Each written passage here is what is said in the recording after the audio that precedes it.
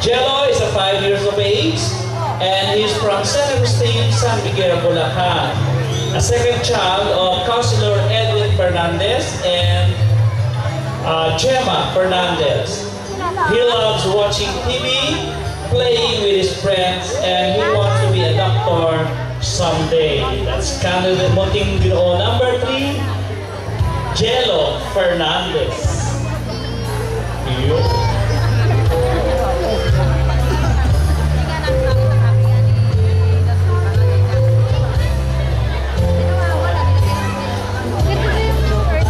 Let's meet Munting Ginoo number 4, Ken Ramos. Ken is 6 years old and from Santa Rita, Bata. His mother, Caroline Ramos, and grandfather, Nelson Ramos. He's studying at School of Mount St. Mary, and he wants to be a pilot someday. That's Munting Ginoo number 4, Ken Ramos.